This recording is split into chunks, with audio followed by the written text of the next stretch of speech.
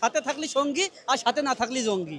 BNP তো খুব উল্টাপাল্টা কথা বলে বড় বড় নেতারা, না অ্যাকচুয়ালি এটা হলে তার বিএনপির ব্যক্তিগত কথা, এটা আমাদের না, কারণ আমরা রাজাকার না, সেটা বাস্তবে প্রমাণ পাইছে বা ভবিষ্যতে দেখা যাবে কারা রাজাকার।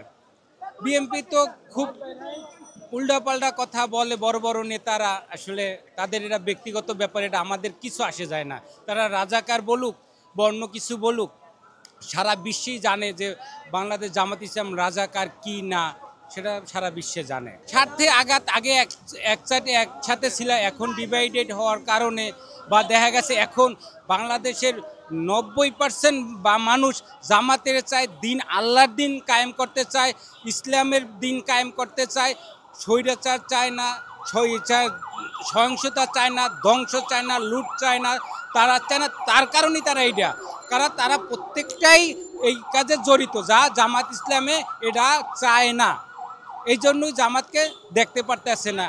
যখন সাথে ছিলাম তখন তো রাজাকে বলেনি, এখন আমরা সাথে নেই তাই বলছে, কারণ সাথে থাকলে সঙ্গী আর সাথে না থাকলে জঙ্গি। এখন মৌলভীবাদে জঙ্গি বলছে, সব বলছে, কিন্তু সাথে যদি থাকতাম তাহলে এ কথা বলতো না। জামাতের মাথার উপর কাঁঠাল ভেঙে 3বার ক্ষমতায় এইছে, এখন জামাত নেই, ক্ষমতায় যাওয়ার সম্ভাবনা তাকে কম। জামাত এককভাবে নির্বাচন করছে, আশা করি আমরা সংখ্যাগরিষ্ঠ মাধ্যমে সরকার গঠন করব।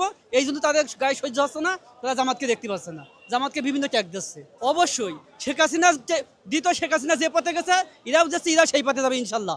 স্বৈরাচারের পতন হয়েছে, বাংলার জমিনে যদি কেউ জামাত ইসলাম আবার এই ধরনের কথা বলে তাদেরও পতন হবে ইনশাল্লাহ।